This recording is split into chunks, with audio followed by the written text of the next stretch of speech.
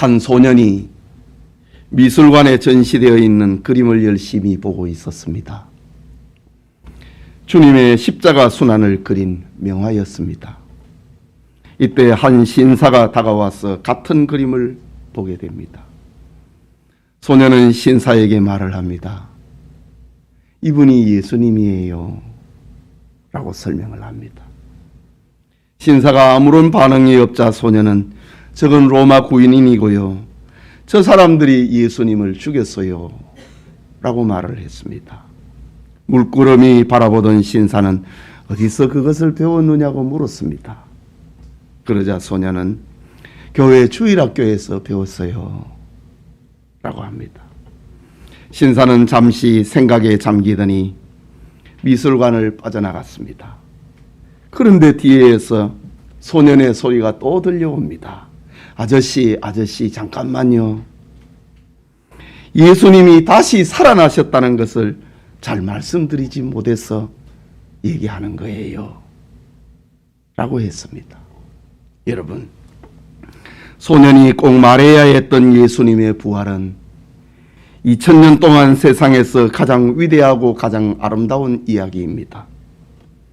그것은 죽음을 이긴 승리의 이야기이기 때문이고, 예수님이 세상에 오심은 죽음이 끝이 아니고 부활이 목적이었기 때문입니다.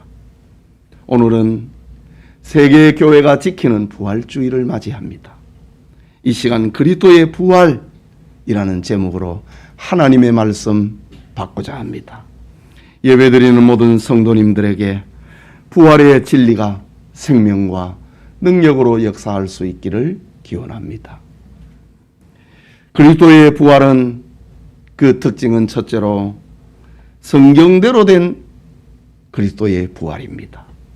읽은 본문 3절과 4절을 보면은 내가 받은 것을 먼저 너희에게 전하였노니 이는 성경대로 그리스도께서 우리 죄를 위하여 죽으시고 장사 지낸 바 되셨다가 성경대로 사흘 만에 다시 살아나사라고 합니다.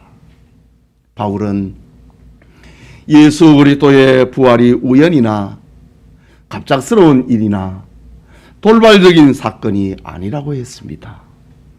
그리스도의 부활은 성경에 예언되었고 성경대로 성취된 사건이라는 말입니다. 그렇다면 그리스도의 부활을 성경은 어떻게 예언을 하고 있을까?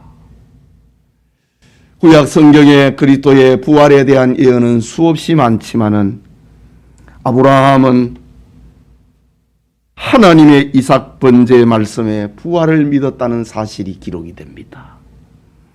히브리서 11장 19절에 그가 하나님이 능히 이삭을 죽은 자 가운데서 다시 살리실 줄로 생각한지라. 비유컨대 그를 죽은 자 가운데서 도로 받은 것이니라. 믿음의 조상 아브라함이 부활을 믿었다는 말입니다. 욥은 처절한 고난 속에서 장차 일어날 부활을 소망했습니다. 욥기 19장 25절에 내가 알기에는 나의 대속자가 살아계시니 마침내 그가 땅 위에 서실 것이라. 고난 속에서 욥은 부활을 소망했습니다. 호세아 선지자는 범죄한 이스라엘의 회복을 생각을 하면서 부활을 예언합니다. 호세아 6장 2절에 여호와께서 이틀 후에 우리를 살리시며 셋째 날에 우리를 일으키시리니 우리가 그 앞에서 살리라. 이런 날이 도래하게 될 것이라는 호세아 선지자의 예언입니다. 요나 선지자는 불순종의 죄를 회개하는 중에 부활을 체험하려 합니다. 요나서 1장 17절에 여호와께서 이미 큰 물고기를 예비하사 요나를 삼키게 하셨으므로 요나가 밤낮 3일을 물고기 뱃속에 있으니라. 2장 10절에는 여호와께서 그 물고기에게 말씀하시매 요나를 육지에 토하니라. 요나 선지자는 그리스도의 부활을 몸소 체험을 하게 됩니다. 부활의 본체이신 예수님은 세상에 계실 때에 자신의 부활을 분명하게 말씀하셨습니다. 마태복음 12장 39절에서 40절에 예수께서 대답하여 이르시되 악하고 음란한 세대가 표적을 구하나 선지자 요나의 표적밖에는 보일 표적이 없느니라.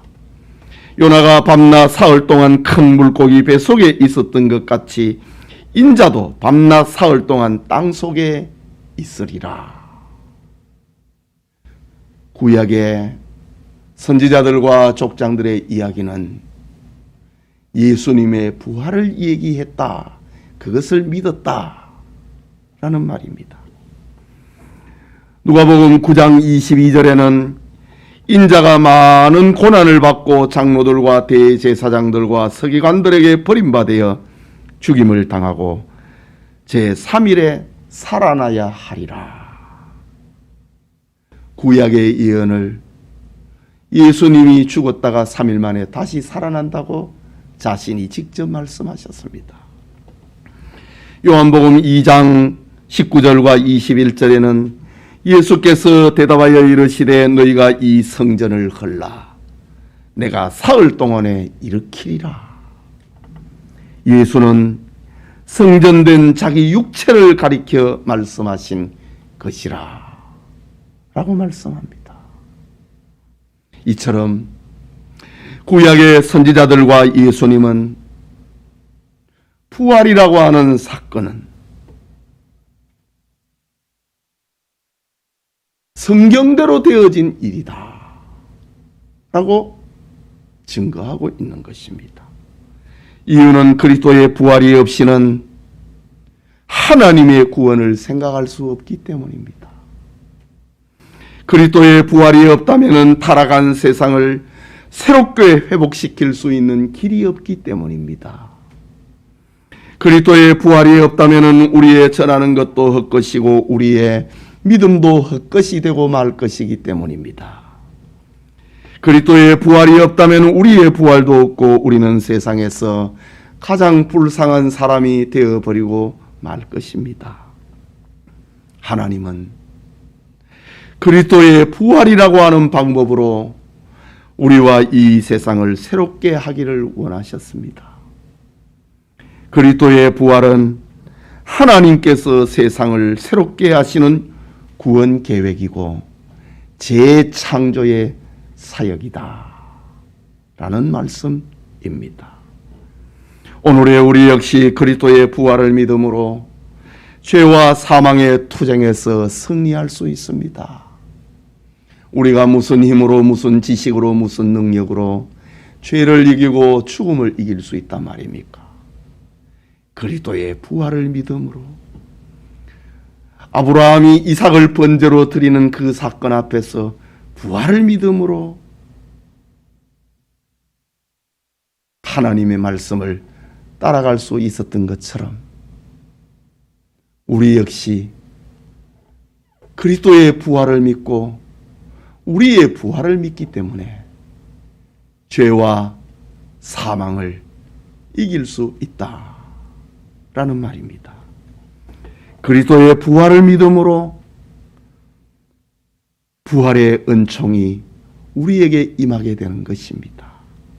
믿음으로, 그리스도의 부활을 믿음으로 거기에 담겨있는 온갖 좋은 것들이 우리에게 임하게 된다라는 말입니다.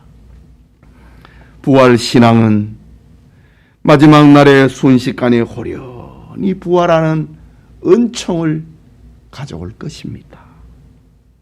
이 축복이 부활의 아침을 맞이하고 주의 말씀을 듣는 우리 모든 교우들에게 함께 하기를 소원합니다.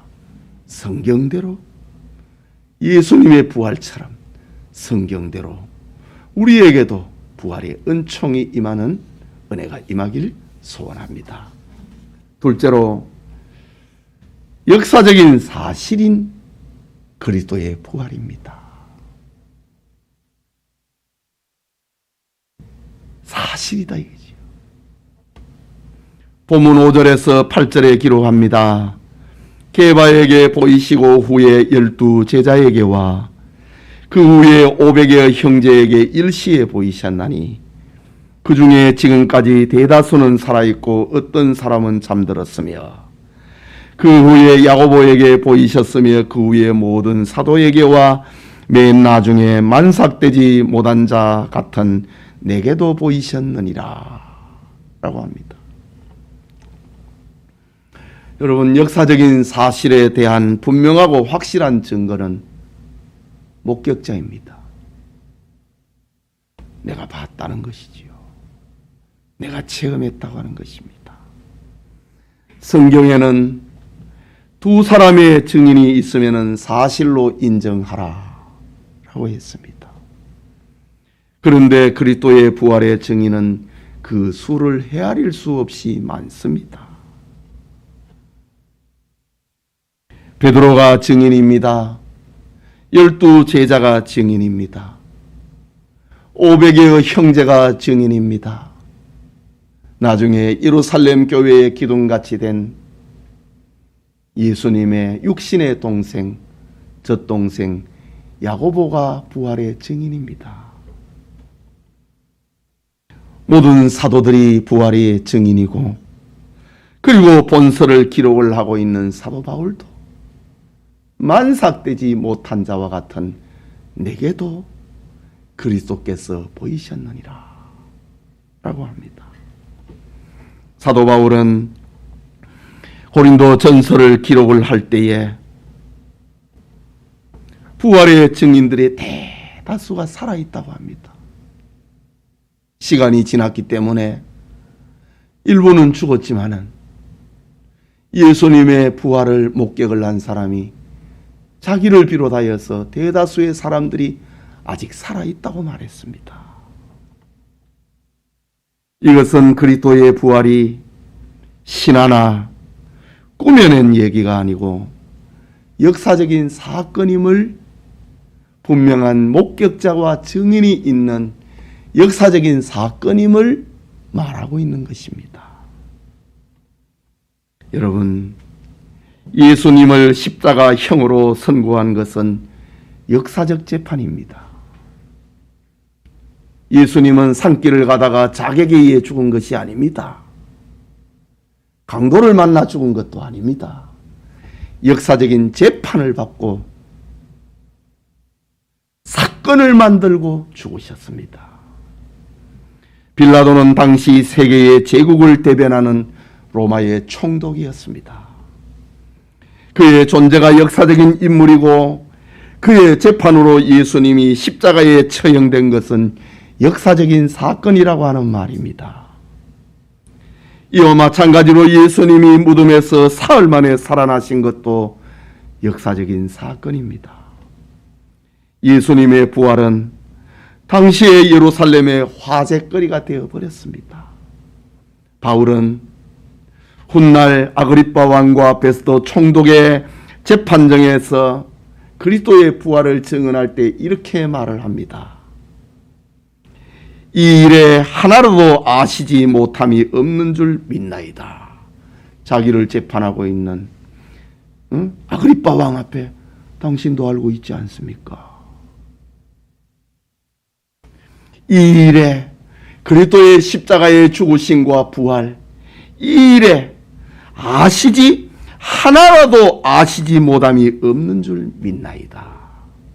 이 일은 한쪽 구석에서 행한 것이 아니니이다.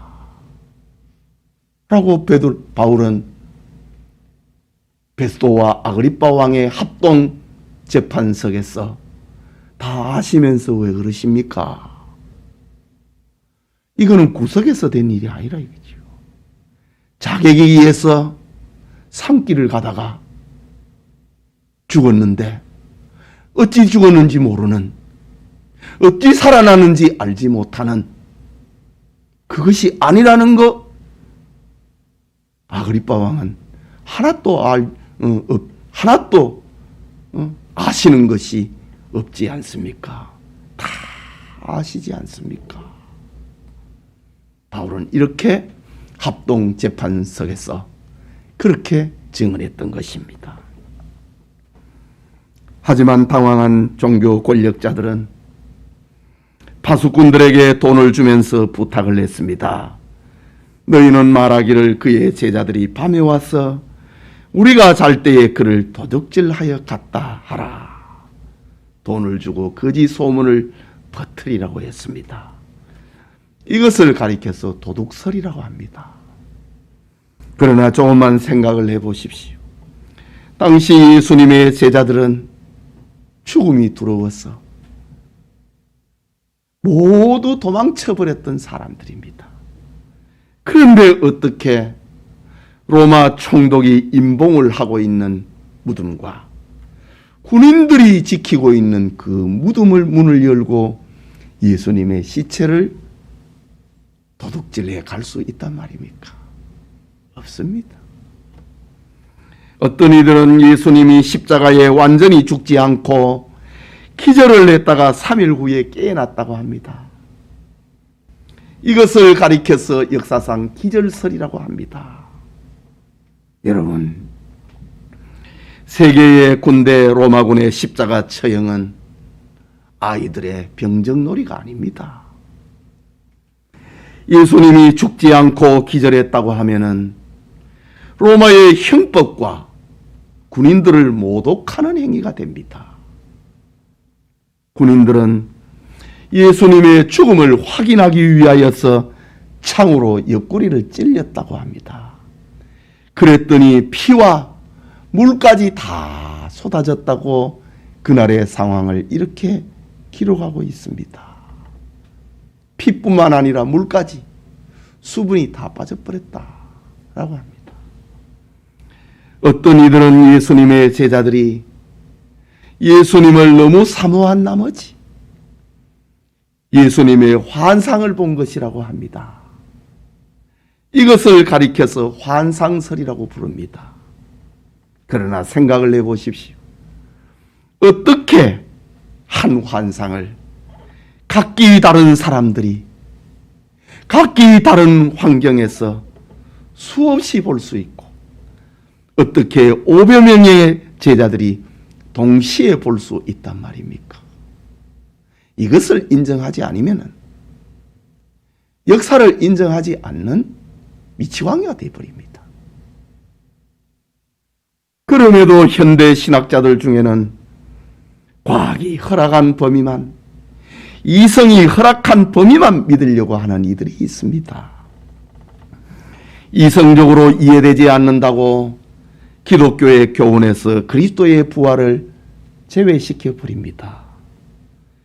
그들은 그리스도의 도덕적 교훈들만 붙잡고 자랑하고 세상의 여러 종교들과 동급으로 만들어 버립니다. 부활의 사실을 불신하는 행위는 역사의 진실을 왜곡을 하는 난동자요 폭군입니다.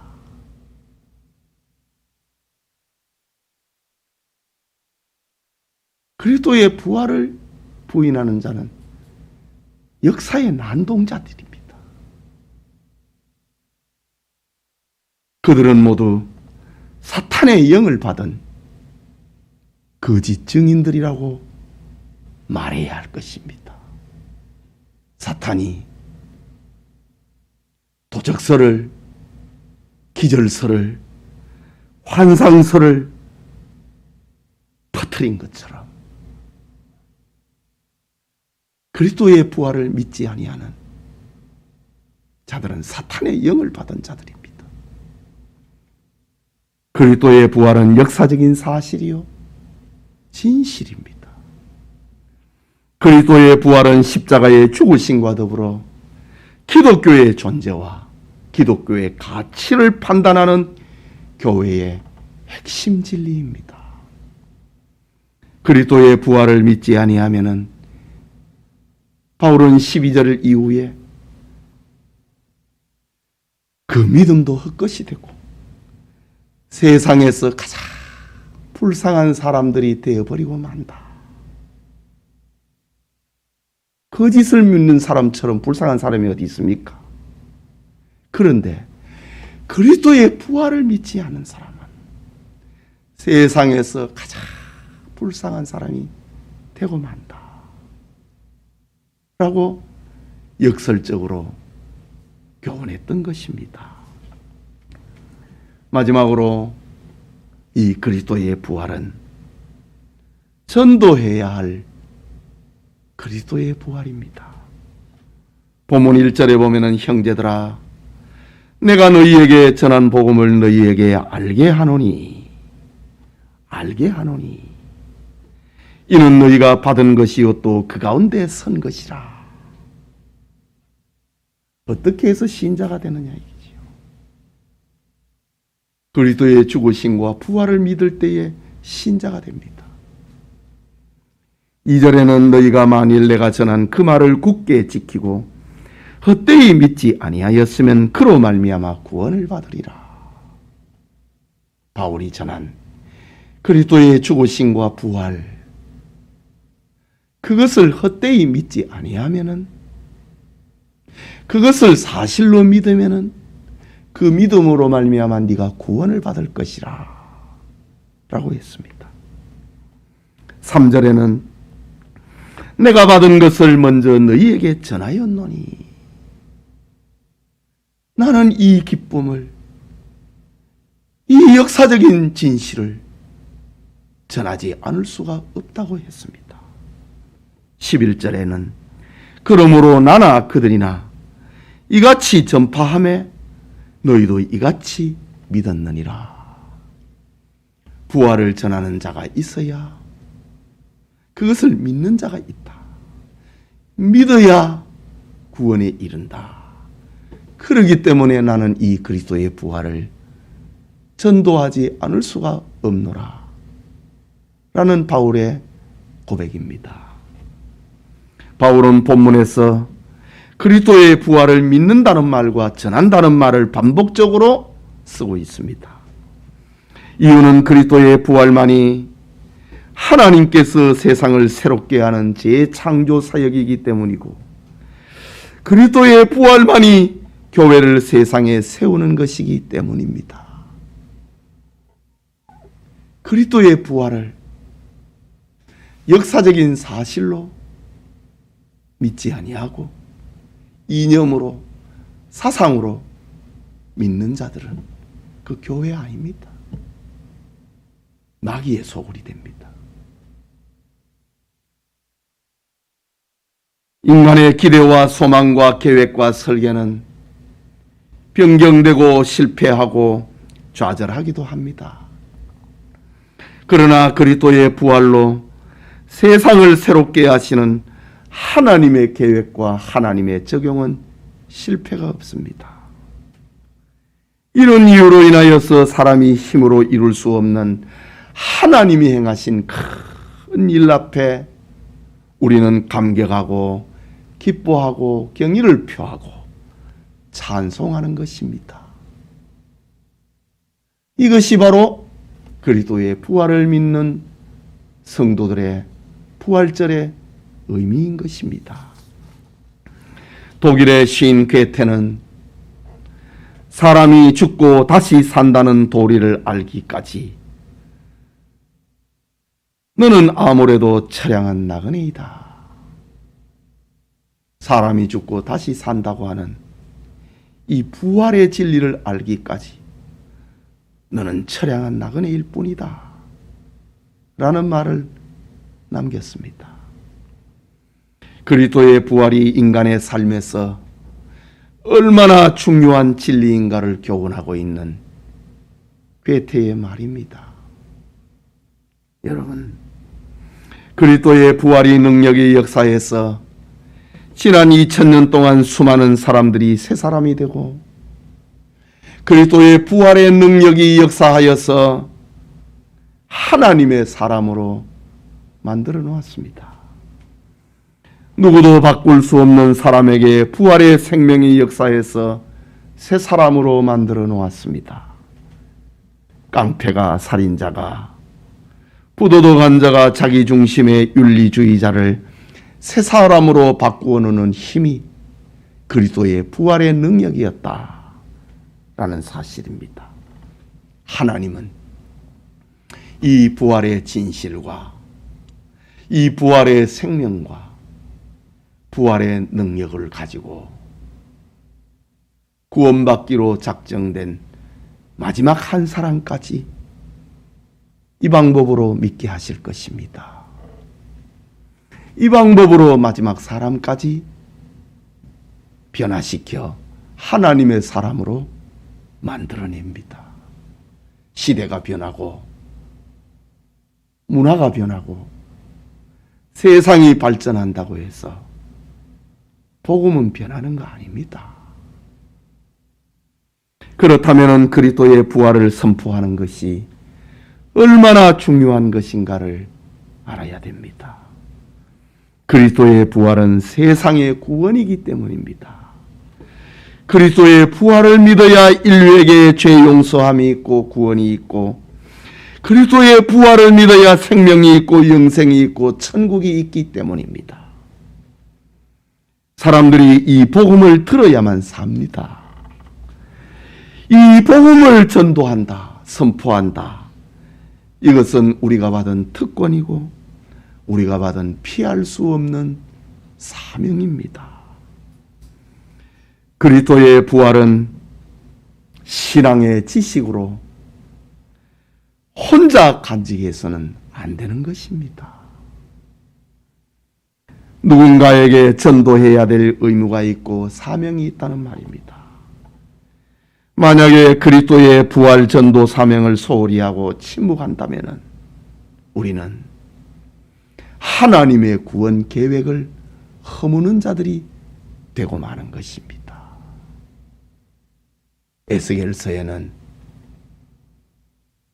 듣지 못한 자의 죽음을, 그 생명의 값을 전하지 않는 너에게 찾겠다 라고 말씀했습니다.